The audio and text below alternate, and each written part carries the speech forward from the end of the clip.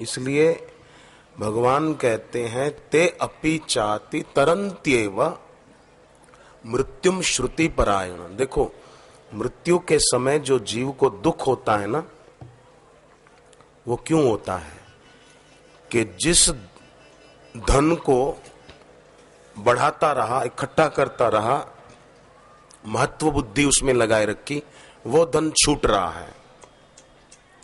और जो धन मृत्यु के बाद भी साथ जाए, उसकी खबर नहीं पाई या उस धन की कमाई नहीं की।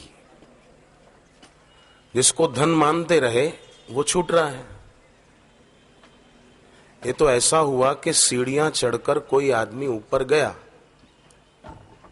तो सीढ़ी हटा दी गई, अब आगे पैर रखने के लिए प्लेटफॉर्म नहीं है, तो क्या दशा होगी। जिस सीढ़ी से चढ़कर गया वो हटा दी, अब आगे जगह नहीं। आयु की सीढ़ियां तो पूरी कर गए, उम्र पूरी हो गई, पर अपने लिए कुछ प्लेटफॉर्म नहीं बनाया, कुछ अगली यात्रा के लिए तैयारी नहीं की। खा रहे हैं, पी रहे हैं, पार्टियों में जा रहे हैं, शादियों में जा रहे हैं, हमारा जीवन बहुत बढ़िया है, हमारा जीवन बहुत बढ़िया है। वो जिसको तुम जीवन मान रहे हो प्यारे, वो जीवन तो पूरा होता जा रहा है। जिसको जीवन मानते हैं दुनियादार लोग, उसमें मृत्यु नजदीक आ रही है, जाने का दिन नजदीक आ रहा है।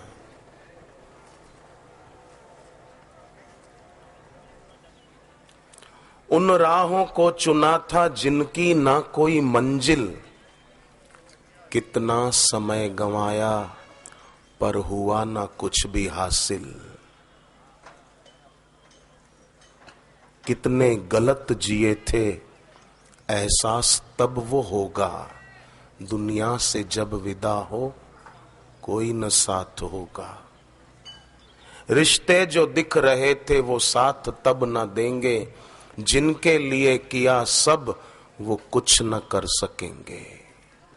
जितना भी था कमाया वो धन न पास होगा, 2 गज कफन का टुकड़ा तेरा लिबास होगा। इसलिए श्री कृष्ण को कहना पड़ा ते अपि चाति तरन्त्येव मृत्युम श्रुति परायण। देखो, शरीर से संबंध रखो कि मैं ये हूं, ये मैं, ये मेरा नाम, मैं शांति, मैं गंगा, मैं गोविंद, मैं राम भाई, मैं गोपाल भाई। शरीर से संबंध रखो तो मृत्यु होती है। आयु पूरी होने पर मृत्यु हुई, इच्छाओं की राख रह गई, वासनाओं का कचरा रह गया दिल दिमाग में, और शरीर छूट गया, बस। तो अगली यात्रा बिगड़ेगी, बिगड़ गई, बिगड़ेगी क्या। अगर सत्संग और भक्ति को महत्व नहीं दिया, संडे हो या मंडे रोज खाओ अंडे, यमराज के डंडे भी पड़ेंगे, ये भी याद रखना। टीवी पर भ्रामक प्रचार होता है कई बार, संडे हो या मंडे रोज खाओ अंडे, डंडे यमराज के पड़ेंगे। जैसे पुलिस के डंडे अपराधी को पड़ते हैं, ऐसे यमराज के डंडे पुलिस के डंडों से ज्यादा खतरनाक होते हैं। तो शरीर से संबंध रखो और इसी को मैं मानते रहो और इसी को सजाते रहो तो मृत्यु होती है। परंतु सदगुरुदेव के कहे अनुसार जप करें, ध्यान करें, जप सुमिरन करें तो शरीर से माना हुआ संबंध टूट जाता है। फिर मैं ये हूं, भ्रांति टूट जाती है।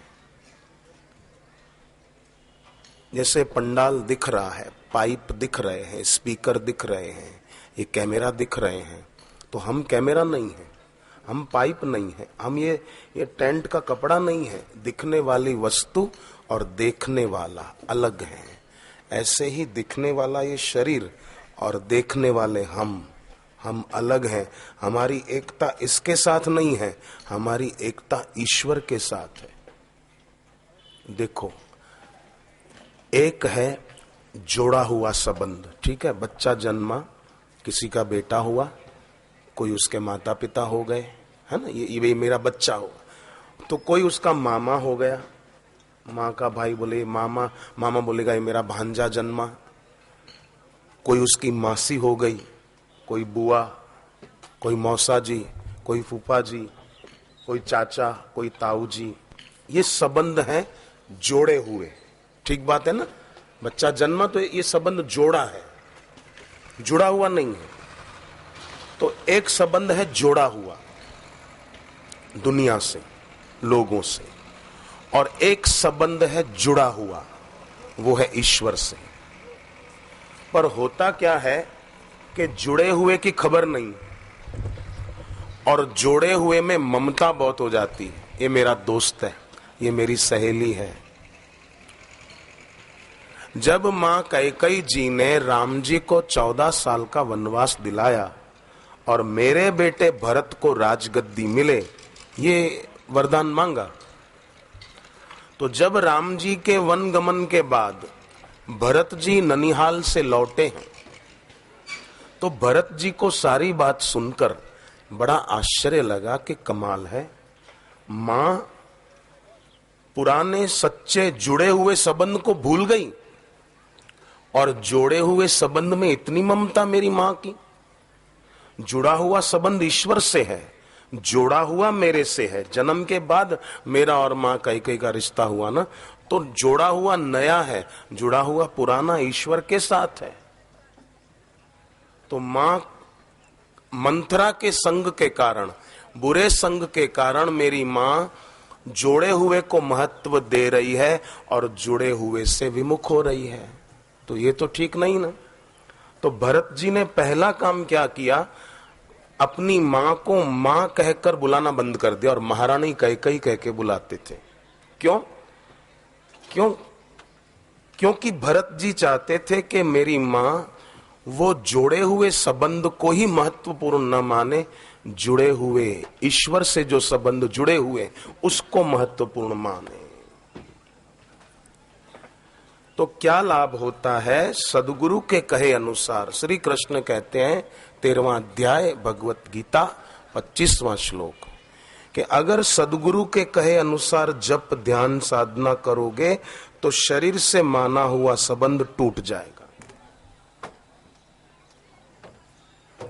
देखो, हम कार में बैठे तो हम कार थोड़ी हो गए, हम कार में बैठे ना। हम बस में बैठे तो हम बस थोड़ी हो गए। हम ट्रेन में बैठे तो हम ट्रेन थोड़ी हो गए। हम जहाज में बैठे तो हम जहाज थोड़ी हो गए। ऐसे ही हम इस शरीर में आए तो हम ये नहीं हो गए। मानव तुझे नहीं याद क्या, तू ब्रह्म का ही अंश है। कुलगोत्र तेरा ब्रह्म है, सद्ब्रह्म का तू अंश है। संसार तेरा घर नहीं, 2-4 दिन रहना यहाँ। कर याद अपने राज्य की, स्वराज्य निष्कंटक जहां।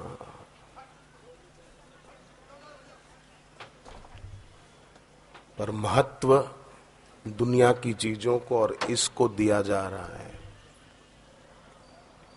एक संत बैठे थे जंगल में, पेड़ के नीचे, भगवान के ध्यान में तल्लीन। तो एक सेठ अपने दोस्तों के साथ घूमने फिरने निकला था कि जंगल में जरा घूम फिर के आऊं। खाने पीने का साथ ले गया था, कुछ नाश्ता, कुछ नमकीन, कुछ मिठाई। जंगल में उन्होंने खाया पिया, फिर देखा वो महात्मा बैठे हैं, चलो जरा महाराज जी से मिलके आते हैं। प्रणाम किया सबने, महाराज जी पाए लागू, नमस्कार। महाराज जी ने भी उनको प्रणाम किया कि मैं भी आपको प्रणाम करता हूं। तो सेठ ने और उसके दोस्तों ने कहा कि महाराज हम आपको प्रणाम करें ये तो शोभा देता है, आप हमको क्यों करते हो? तो महात्मा ने कहा तुम मुझे क्यों प्रणाम करते हो? अरे आप तो दुनिया की सारी चीजों को भगवान के लिए छोड़कर यहाँ जंगल में बैठे हो, भगवान का भजन कर रहे हो, इसलिए हम आपको प्रणाम कर रहे हैं।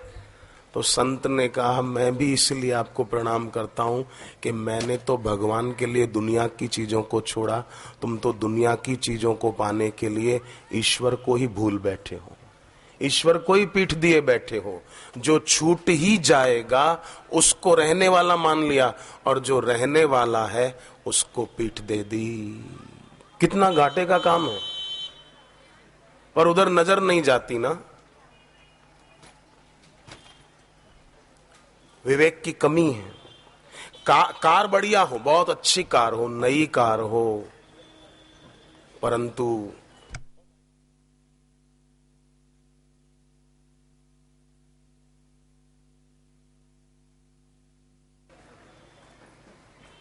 विवेक की कमी है, क्योंकि सत्संग को महत्व नहीं दिया, नाम जप को महत्व नहीं दिया।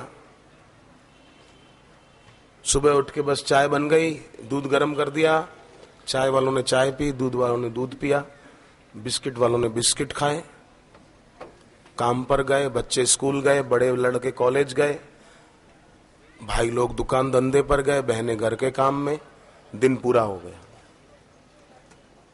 फिर अगले दिन वही क्रम, सर्दी गर्मी बरसात, जैसे ऋतुओं में पुनरावर्तन चल रहा है, ऐसे इंसान के जीवन में भी पुनरावर्तन चल रहा है। बस ये बहनें आप डिस्टर्ब करती हो, उसको बैठने दो ना, क्यों आप परेशान, सेविका बहनें कि क्या है। भगवत गीता में 3 की उपासना, एक देवता की उपासना की बात बताई,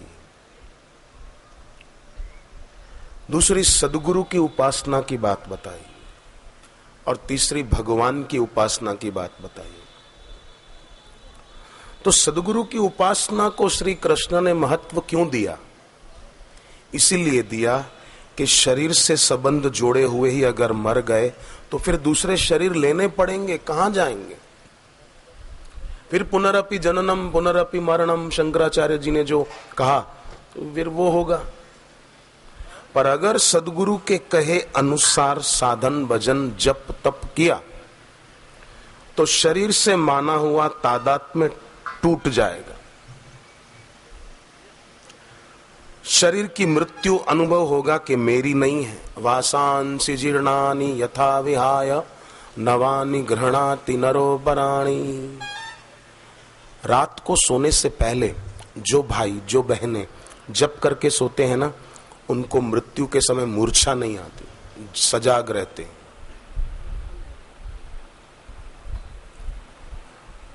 आप देखना 100 में से 90% लोग मृत्यु के समय मूर्छित हो जाते, बेहोशी की हालत में मर जाते।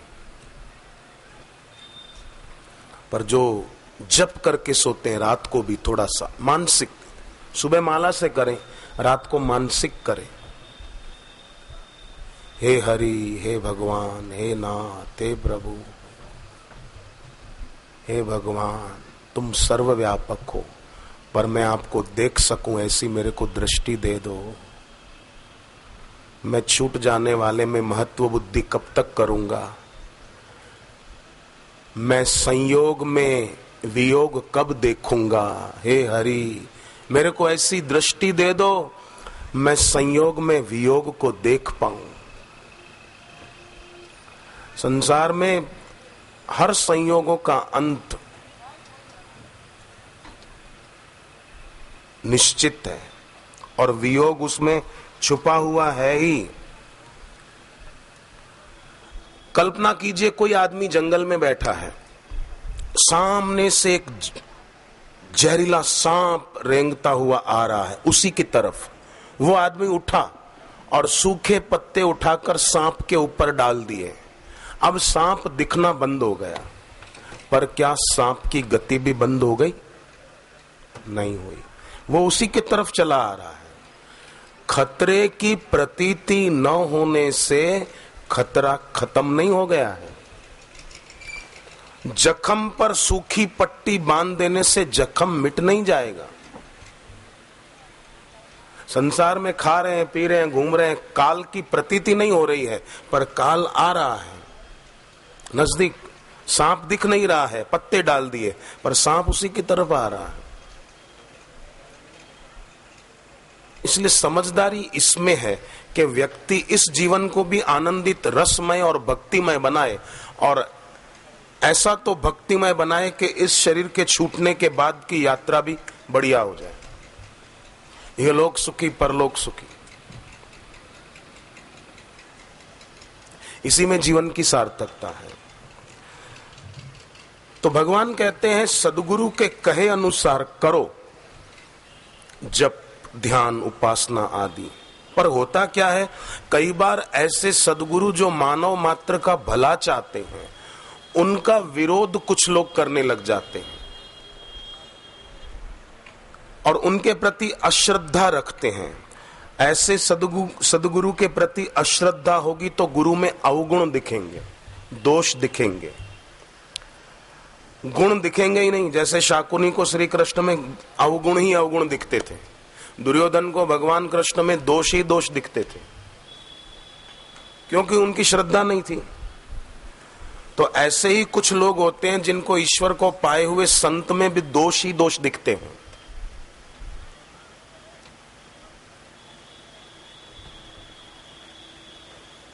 हालांकि ईश्वर को पाए हुए संत वो गुण और अवगुण से ऊपर उठे हैं, गुणातीत हैं।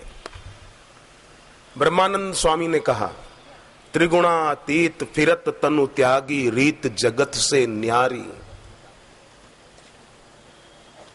वो तीनों गुणों से पार है।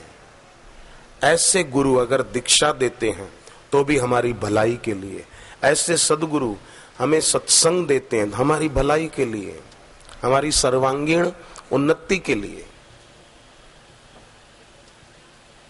तो वो गुण और अवगुण से ऊपर उठे हैं, परंतु उनमें अश्रद्धा होने के कारण अपना ही भाव उनमें आरोपित करके उनको अवगुणी देखते हैं कि बापूजी ने गुस्सा कर दिया। टीवी वाले कुछ भी बोल देते हैं, इलेक्ट्रॉनिक मीडिया वाले किसी के बारे में कुछ भी बोल देते हैं अपनी टीआरपी बढ़ाने के लिए, टीआरपी, टेढ़ी राहों का पैसा पाने के लिए। ईश्वर से कुछ लेना देना ही नहीं, सच्चाई से तो कोई इनका रिश्ता ही नहीं रहा। झूठ पे झूठ, मनगढ़ंत कहानियां। रावण 10 मुख से इतना गंदा नहीं बोलता था जितना आजकल कई इलेक्ट्रॉनिक मीडिया वाले एक मुंह से इतना गंदा बोलते हैं। रावण भी उनको देखकर शर्मिंदा होता होगा कि धिक्कार है, पुतले इनके जलाने चाहिए। रावण को शर्म आती होगी कि मेरा पुतला बेकार में जलाते हैं। बहुत युग बीत गए मेरा पुतला जलाते हुए, रावण को लगता होगा इनके पुतले जलाने की जरूरत है। जो एक मुख से इतना गंदा बोलते हैं वो 10 मुख से नहीं बोलता था। और कितनी दुर्भाग्य की बात है कि ऐसे लोगों को अपनी भूल नहीं दिखती। उनको लगता है कि हम कोई बहुत बड़ा बहादुरी का काम कर रहे हैं। बहादुरी नहीं, धीरज रखो बेटे, जब मृत्यु का समय आएगा ना, यमराज के पास तुम्हारा झूठ नहीं चलेगा, वो तुम्हारी सारी फाइलें खोल देगा, सारी फाइलें खुल जाएगी। और वहां फाइल पे वजन नहीं रख सकते, फाइलों पर वजन इस दुनिया में रखते हैं लोग, वहां नहीं रख सकते। अरे आजकल तो इस दुनिया में भी फाइलों पे वजन रखवाने वाले पकड़े जाते हैं, 4-4 साल की सजा हो जाती बेचारों को। जयराम जी की मुख में राम, बगल में भाला रखने वालों को भी सरकार और कानून ठीक कर देता है।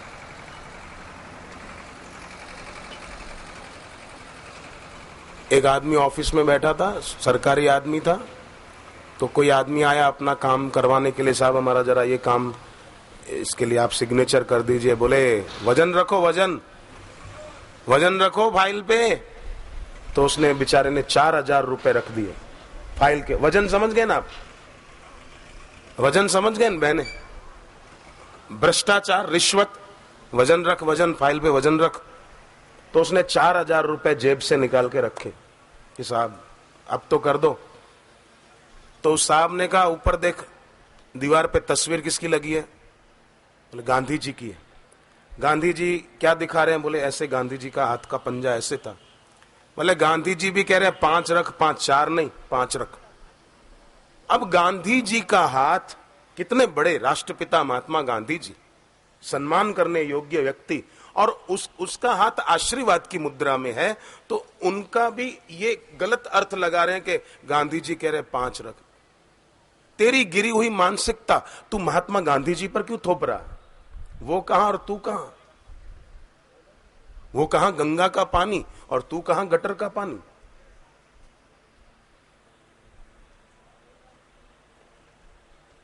यमराज की जब अदालत चलोगे, पूछेगा हाकिम तो क्या तुम कहोगे, पापों की अग्नि में जलना पड़ेगा। संभल जा तू बंदे वरना रोना पड़ेगा।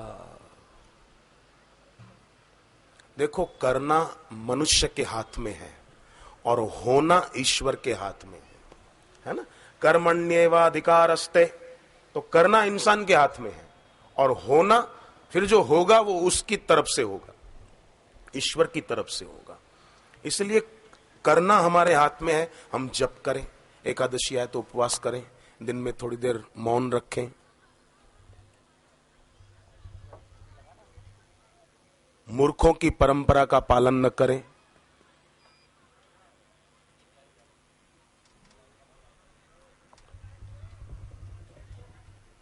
महाजनों ये न गतः सपंथा, महापुरुष जिस मार्ग से गए हैं उस मार्ग से जाएं।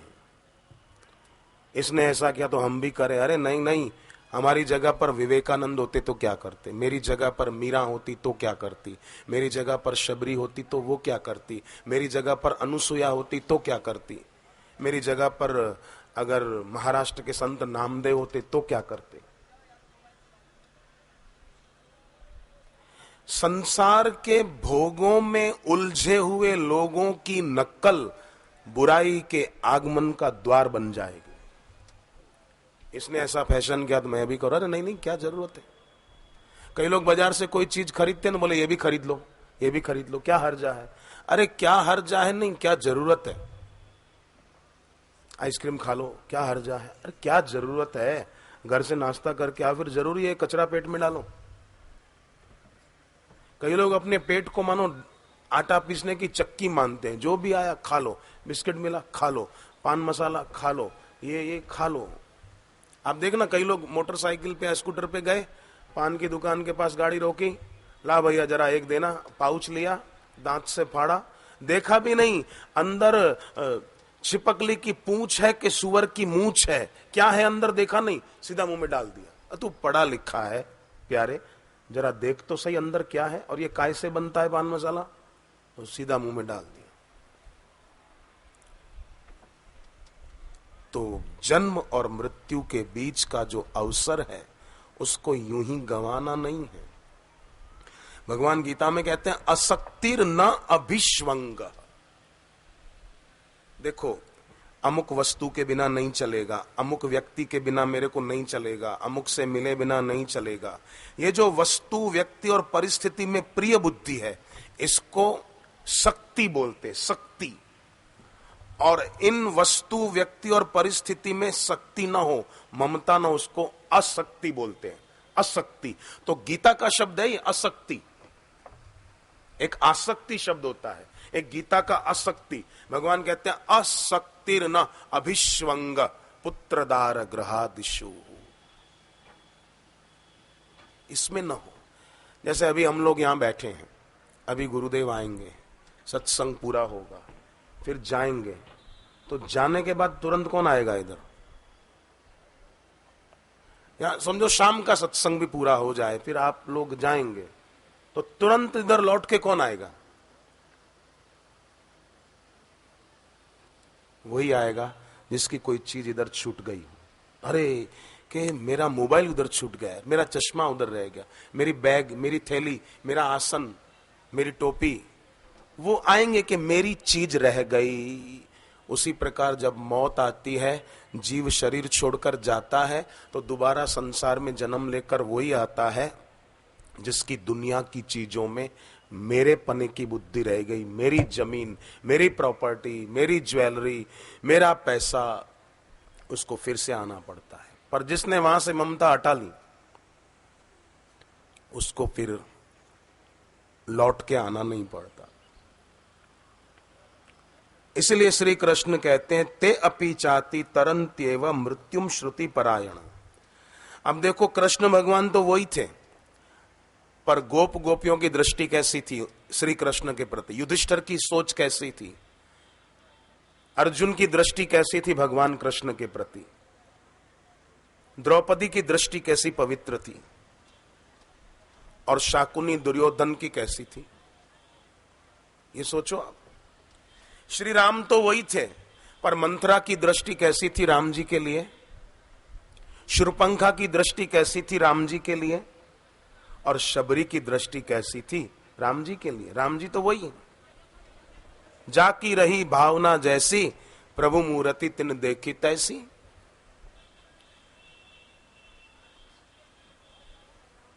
तो दृष्टि रजोगुण और तमोगुण से भरी हुई न हो, प्रेम भक्ति से भरी हुई हो।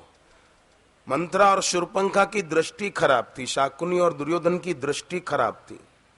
तो जब अपनी खराब दृष्टि और खराब मानसिकता के कारण उन महापुरुष में, सदगुरु में और भगवान में अवगुण देखते हैं, तो अवगुणों से संबंध हो जाता है, और उनमें अगर सद्गुण देखते हैं तो हमारा सद्गुणों से संबंध हो जाता है। ये फायदा और घाटा हमको ही है, उनको कुछ नहीं है।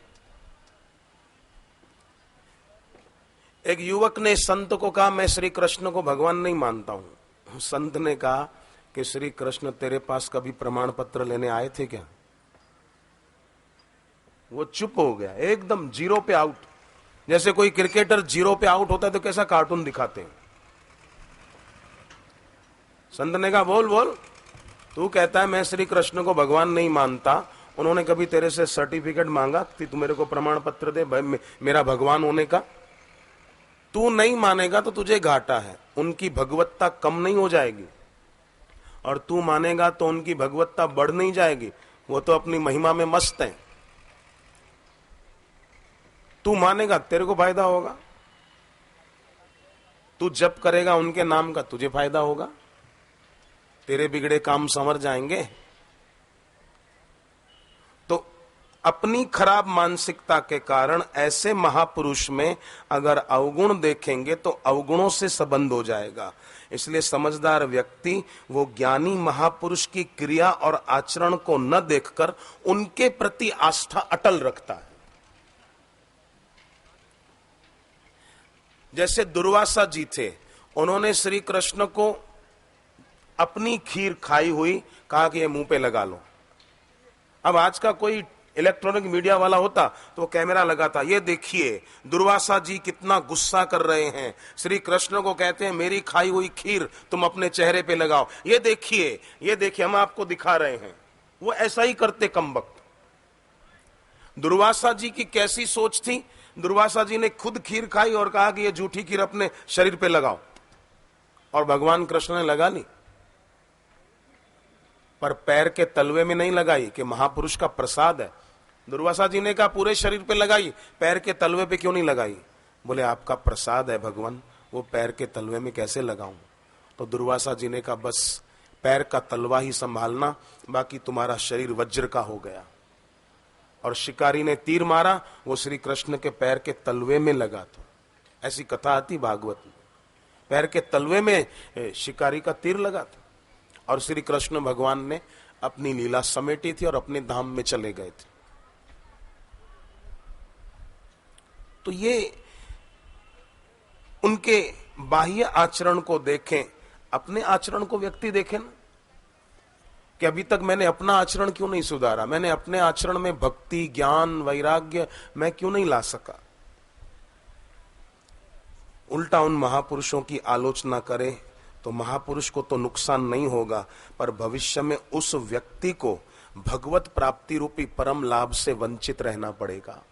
पर सदगुरु के प्रति श्रद्धा रखने वाला भविष्य में भगवत प्राप्ति रूपी परम लाभ को पाता है, और वर्तमान में भगवत शांति रूपी परम लाभ को पाता है। जो शरण गुरु की आया, इहलोक सुखी परलोक सुखी। जो शरण गुरु की आया, इहलोक सुखी परलोक सुखी।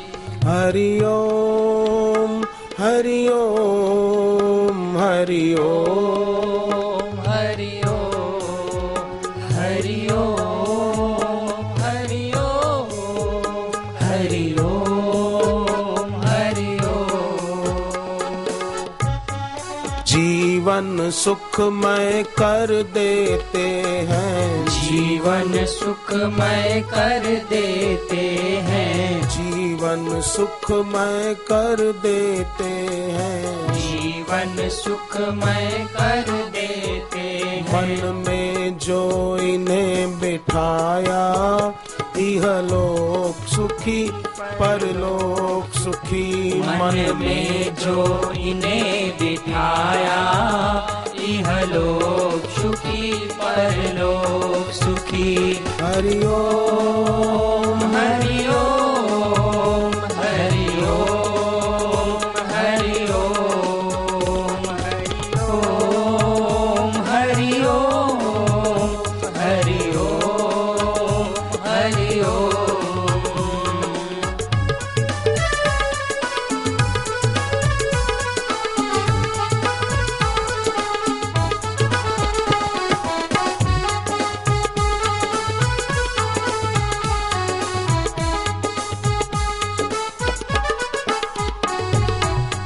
तो यहाँ के श्रद्धालुओं की, समिति वालों की बहुत समय से इच्छा थी कि गुरुदेव का आयोजन सत्संग का इस नगर में हो। तो बहुत समय की भावना उनकी ईश्वर तक पहुंचती, गुरुदेव के दिल तक पहुंच गई और यहाँ एक दिन के लिए सत्संग का आयोजन हुआ, पर वैशाख मास में हुआ। वैशाख मास की बड़ी महिमा है। वैशाख मास में भगवान विष्णु के 24 अवतारों में से 5 तो वैशाख मास में हुए और उसमें गुरुदेव का सत्संग यहाँ मिला। ये कैसी सौभाग्य की बात है। और समिति के लोग गुरुदेव से इस प्रार्थना में भी लगे हैं कि गुरुदेव एक दिन के लिए आए हैं तो यहाँ पर और श्रद्धालु जो दीक्षा लेना चाहते हैं गुरुदेव से, उनको मंत्र दीक्षा भी मिल जाए। बच्चे बच्चियों को सारस्वत मंत्र की दीक्षा गुरुदेव देते हैं। जो दीक्षा पाकर बच्चे ओजस्वी और तेजस्वी होते हैं, वो सारस्वत मंत्र की दीक्षा यहाँ के बच्चे बच्चियाँ और जो लेना चाहते हैं उनको प्राप्त हो जाए। देश विदेश में बसे हुए कई श्रद्धावान आस्थावान साधक वो गुरुदेव के द्वारा मिले हुए भगवान नाम का जप करके अपनी आध्यात्मिक उन्नति भी करते हैं और अपनी लौकिक उन्नति भी करते हैं, व्यवहारिक उन्नति भी और परमार्थिक उन्नति भी करते हैं। और कई साधक, एक भाई संजय और उनकी पत्नी ममता अमेरिका में रहते हैं, न्यू जर्सी में। उनके पिताजी मुंबई में रहते हैं। तो एक बार उनके पिताजी को हार्ट अटैक आया। मां ने फोन किया बेटे को अमेरिका कि तेरे पिताजी को हार्ट अटैक आया है। अब बेटा उसी समय तो बैठ के आ नहीं सकता नहीं। बेटे ने क्या किया, अमेरिका के आश्रम में जाकर, न्यू जर्सी में अपना आश्रम है, वहां जाकर बेटे ने श्री आशा रामायण का पाठ किया 108 बार और संकल्प करके पाठ किया कि मेरे पिता का स्वास्थ्य अच्छा हो, मैं जो ये पाठ कर रहा हूं इसका पुण्य मेरे पिताजी को मिले और पिताजी की तबीयत अच्छी हो। ऐसे बेटे होने चाहिए कि शरीर से दूर हो फिर भी पिता के प्रति सद्भाव, आदर भाव, प्रेम कितना है। और कई तो अपने पिता के साथ होते हैं फिर भी अपने पिता का अनादर, तिरस्कार, अपमान खूब कर देते हैं। तुम भूलना सब कुछ मगर माँ बाप को मत भूलना, कर्जा बहुत माँ बाप का सिर पे चढ़ा मत भूलना। 108 बार पाठ किए बेटे ने अमेरिका में और यहां उनके पिताजी का स्वास्थ्य बढ़िया हो गया। इस बात को 9 साल बीत गए। उसके बाद पिताजी की तबीयत फिर खराब नहीं हुई। 9 साल पहले हार्ट अटैक आया था और बेटे ने 108 पाठ किए, बाप अभी तक ठीक बढ़िया है। शल्य चिकित्सा में वो शक्ति नहीं जो दैवी चिकित्सा में शक्ति है। अंग्रेजी दवाओं में वो ताकत नहीं जो प्रार्थना और दुआ में शक्ति होती है। हाँ, भक्त भी होना चाहिए मजबूत, जहां तहां दया की भीख मांगने वाला भिखारी नहीं होना चाहिए। कई लोग मजारों पर, कब्रों पर दया की भीख मांगने के लिए धक्के खाते रहते हैं। मुझे आश्चर्य लगता है कि हिंदू धर्मावलंबी होकर भी जहां तहां दया की भीख मांगे। क्या हनुमान जी की शक्ति पे भरोसा नहीं रहा? क्या भगवान शिव जी की शक्ति पे भरोसा नहीं रहा? दुर्गम का जगत के जेते, सुगम अनुग्रह तुमरे तेते, ये भरोसा नहीं रहा? संकट से हनुमान छुड़ावे, मन क्रम वचन ध्यान जो लावे। हनुमान जी की महिमा भूल गए ऐसे लोग। श्री रामचंद्र कृपालु भजमन हरण भव भय दारुणम, ये भूल गए क्या? क्षुद्रम हृदय दौर्बल्यम त्यक्तोत्तिष्ठ परम तपः, हृदय की दुर्बलता क्षुद्र है, भगवान कृष्ण ने गीता में आदेश दिया दूसरे अध्याय में। ये भूल गए क्या? सखा सोच त्याग अहु बल मोरे, सब विधि काज घटब में तोरे। ये राम जी का वचन है। सुग्रीव को कहा राम जी ने कि मेरे मित्र तू सारी चिंता छोड़ दे, मेरे बल का सुमरण कर, मैं तेरे सारे कार्य पूरे कर दूंगा। सब विधि काज घटब में तोरे, ये राम जी का वचन है। ये भूल गए। और जहां तहां याचक होकर दया की भीख मांगते रहे। फलानी जगह जाओ, फलानी जगह राख मिलती है, बबूत मिलती है, उससे काम हो जाता है। अरे जा, मंगल भवना मंगल हारी, द्रवउस दशरथ अजिर बिहारी, वो हमारे साथ है। घट घट के अंतर की जानत, भले बुरे की पीर पहचानत, वो हमारे साथ है। 1400 रुपया महीने की नौकरी करने वाला एक व्यक्ति, आज उसकी फैक्ट्री है, 15-17 हजार महीने का वेतन लेने वाले लोग उसके पास काम करते हैं। 1400 रुपये खुद नौकरी करता था महीने, 2400 रुपया महीने नौकरी करता था एक लड़का भोपाल मध्य प्रदेश में। आज उसकी अपनी 5 दुकानें हैं। कंधे पर कपड़ा रख के मुंबई की बाजारों में फेरी करता था एक लड़का, सोहन उसका नाम। आज मुंबई में उसकी 5 दुकानें हैं। रेलवे स्टेशन सूरत गुजरात में, स्टेशन के सामने 10 पैसे पानी का गिलास, वो नहीं लारी होती थी और पंप चला के ऐसे गिलास भर के देते थे, आज से 25-30 साल पहले 10 पैसे पानी का गिलास बेचता था एक आदमी। आज हम उसकी कार में कहीं जा रहे थे, बोले मैं 10 गाड़ियां खड़ी कर सकता हूं मेरे घर के बाहर, पर जरूरत क्या है, इतना कुछ। बोले प्रभु कृपा से, गुरु कृपा से, मेरे पास क्या नहीं है आज। वो किसी मजार पर, किसी कब्र पर दया की भीख मांगने नहीं गए थे, माला लेकर जप करते थे। जप में शक्ति है। तुलसीदास जी कहते हैं, राम नाम कली अभिमत दाता, हित परलोक लोक पितु माता। भगवान का नाम इस लोक और परलोक में जैसे मां बाप बच्चे की रक्षा करें, ऐसे भगवान का नाम रक्षा करता है। पर कई नासमझों को भगवान के नाम की महिमा पे भरोसा ही नहीं है। जपहि नाम जन आरत भारी, मिटहि कुसंकट हो ही सुखारी। तुलसीदास जी के वचनों पे भरोसा नहीं रहा। बिल्ली रास्ता काट जाए तो बोलते हैं अपशकुन हो गया, और तुलसीदास जी ने कहा मंगल भवन अमंगल हारी, उस पे भरोसा नहीं। सुनी सुनाई बातों पे, भ्रांतियों पे भरोसा है। इसलिए मेरी प्रार्थना है, ईश्वर के नाम में हम जितनी आस्था बढ़ाएं कम है। कहो कहां लगी नाम बढ़ाई, राम न सकहीं नाम गुण गाई। इतनी भगवान के नाम की महिमा है। चैतन्य महाप्रभु बोलते थे ईश्वर एक है, ईश्वर के नाम अनेक हैं, पर ईश्वर ने अपनी पूरी की पूरी शक्ति जितनी ईश्वर में है उतनी ईश्वर के नाम में भी ईश्वर ने रख दी है।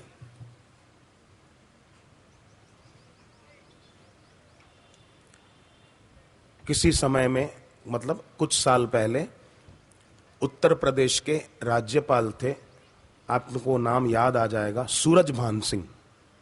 नाम सुना आपने? सूरजभान सिंह यूपी के राज्यपाल रह चुके हैं। वो जब यूपी के राज्यपाल थे तब हमारा प्रवचन था गाजियाबाद में। गाजियाबाद यूपी में ही पड़ता है।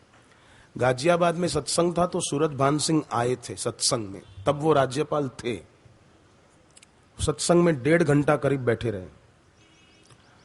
सत्संग के बाद मैंने उनको कहा कि साहब आप भी 2 शब्द बोलिए, तो वो खड़े हुए। उन्होंने कुछ बातें बताई, उसमें एक बात मुझे याद रह गई। मैंने ये बात सूरजभान सिंह जी के मुख से सुनी थी। उन्होंने कहा कि जब राम जी की वानर सेना समुद्र पे सेतु का निर्माण कर रही थी तो रावण के गुप्तचरों ने रावण तक खबर पहुंचाई कि राम नाम पत्थरों पर लिखकर पानी में डाल रहे हैं और पत्थर तैर रहे हैं, सेतु का निर्माण हो रहा है। तो मंदोदरी ने रावण को कहा, देखा जिसके नाम में इतनी शक्ति के पत्थर तैर रहे हैं तो उनमें कितनी शक्ति होगी। मेरी मानो तो सीता जी को लौटा दो, राम जी से माफी मांग लो। पर रावण कहता है, मंदोदरी तुझे पता नहीं मेरे नाम में कितनी शक्ति है, चल तुझे दिखाऊं। रावण मंदोदरी को समुद्र किनारे ले गया, बड़ा पत्थर मंगवाया और उस पर रावण लिखवाया, ऊंचा उठाया, होठों में रावण कुछ बड़बड़ाया और पत्थर डाला पानी में। रावण लिखा हुआ पत्थर डूबा नहीं, पानी पे तैरने लगा। मंदोदरी को आश्चर्य लगा, ये कैसे? जब निवास पर गए तो पूछा मंदोदरी ने कि राम नाम से पत्थर तैरे, ये बात समझ में आई, पर आपका नाम लिखने से पत्थर तैर गया, ये बात समझ में नहीं आई। रावण ने कहा, सच बताऊं? बोले हाँ बताइए। मंदोदरी, सच तो यह है, जब मैंने पत्थर पे रावण लिखवाया और उसको ऊंचा उठाया तो पानी में डालने से पहले मैंने पत्थर को कह दिया था कि तुझे राम की सौगंध है प्यारे, डूबना मत। मैंने उसको राम की सौगंध दी थी, इसलिए वो नहीं डूबा। श्री रघुवीर प्रताप ते सिंधु तरे पाषाण, इसलिए वो नहीं डूबा। अब आप देखो, रावण भी अंदर में राम के नाम की महिमा जानता, तभी तो सौगंध दी उसको। पर आजकल के कई रावण से भी गए बीते, भगवान के नाम की महिमा को स्वीकार नहीं करते। एक बात तो ऐसा नास्तिक आदमी भी स्वीकार करेगा जो ईश्वर के नाम को, ईश्वर के अस्तित्व को स्वीकार नहीं करता। नास्तिक भी मानेगा, आप बोल सकते हो। कौन सी बात? कि संसार में जो दिखता है वो सब एक आदमी को मिल नहीं सकता, और जो मिला हुआ है वो हमेशा टिक नहीं सकता। बोलो, ये बात तो नास्तिक भी मानेगा। जो दिख रहा है वो सब एक व्यक्ति को मिल नहीं सकता, जो मिला हुआ है वो सदा टिक नहीं सकता। छूट जाएगा ये तन, छूट जाएगा ये धन, उदय है जो भी हो रहा वो अस्त जरूर होता है। क्षण भंगुर को पाने में शाश्वत को क्यों खोता है। अपेक्षा जग से क्यों रखें, उपेक्षा सच की क्यों करें। जग से कोई अपेक्षा क्यों रखें और सत्य की उपेक्षा क्यों करें। तो पाठ 108 संजय भाई ने अमेरिका में किए, यहां उनके पिताजी को आराम हो गया। आगरा में महिला मंडल चलता है, वो बहनें समिति, जैसे भाइयों की जिन्होंने यहाँ आयोजन किया, ऐसे आगरा में भाइयों की समिति तो है, बहनों की भी समिति है। जो बहनें दीक्षा ली हुई, इन बहनों ने महिला मंडल बनाया हुआ है। तो बहनें हर गुरुवार को श्री आशा रामायण का पाठ करती हैं, थोड़ी देर कीर्तन करती। तो एक बार किसी का बच्चा बदमाश अपहरण करके ले गए थे, तो गुरुवार को पाठ था उस बहन के घर, मंगलवार को उसके बच्चे का अपहरण हो गया। तो उसने महिला समिति को फोन किया कि गुरुवार का पाठ जो हमारे घर था उसको कैंसिल करो, हमारे घर पे शोक छाया हुआ है। तो महिला समिति की बहन ने कहा कि शोक सत्संग, भक्ति और भगवान के नाम से दूर हो जाता है, आप कीर्तन और पाठ क्यों कैंसिल करती हैं। कीर्तन और पाठ घर पे किया तो उनका बच्चा भी घर लौट आया। बोले दैवी चमत्कार हुआ।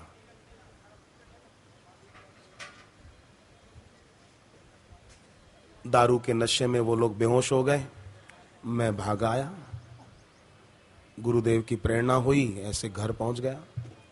ये बिल्कुल सत्य घटना है, कहानी नहीं है। तो वो पाठ अभी हम लोग भी मिलकर गा लेंगे। सेवाधारी पाठ की पुस्तकें या पत्रिका जो भी है वो बांट दें, सबको न पहुंच पाए तो 2 के चालीसा की शुरुआत में भी ये ऐसी ही बात आती है, शब्द अलग।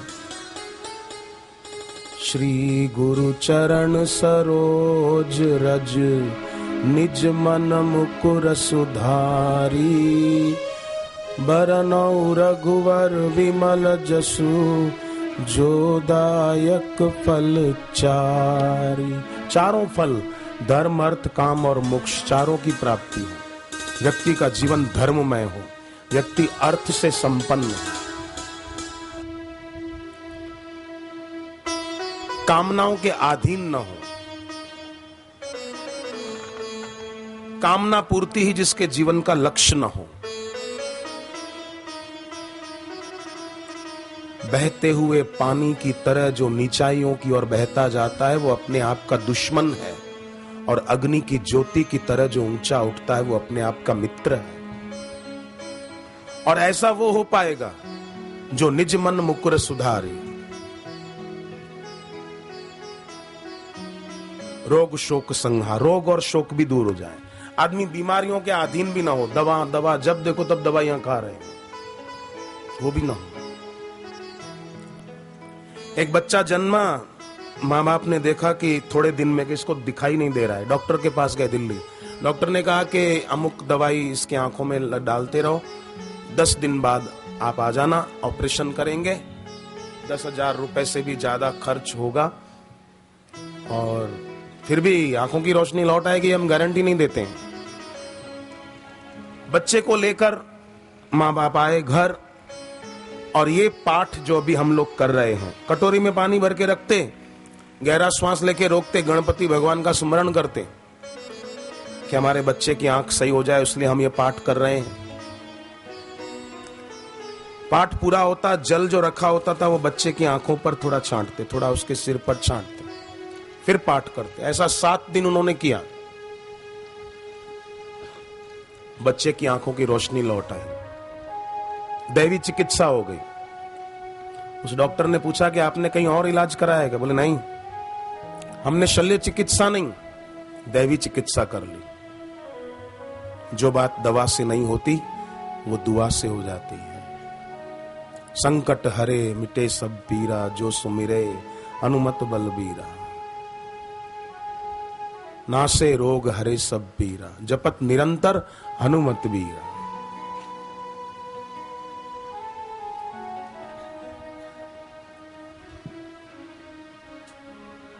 संत सेवा और श्रुति श्रवण, मात पिता उपकारी।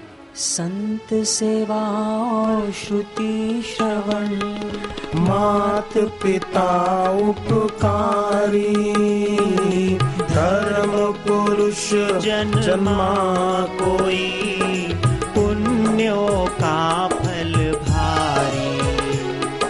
सूरत थी बालक की सलोनी, आते ही कर दी अनहोनी। समाज में थी मान्यता जैसी, प्रचलित एक कहावत ऐसी। तीन बहन के बाद जो आता पुत्र, वह त्रिखण कहलाता। होता अशुभ अमंगलकारी, दरिद्रता लाता है भारी। विपरीत किंतु दिया दिखाई, घर में जैसे लक्ष्मी आई। त्रिलोकी का आसन डोला, कुबेर ने भंडार ही खोला। मान प्रतिष्ठा और बड़ाई, सबके मन सुख शांति छाई। हरि ओम हरि ओम हरि ओम हरि ओम हरि ओम हरि ओम हरि ओम हरि ओम हरि ओम हरि ओम हरि ओम हरि ओम हरि ओम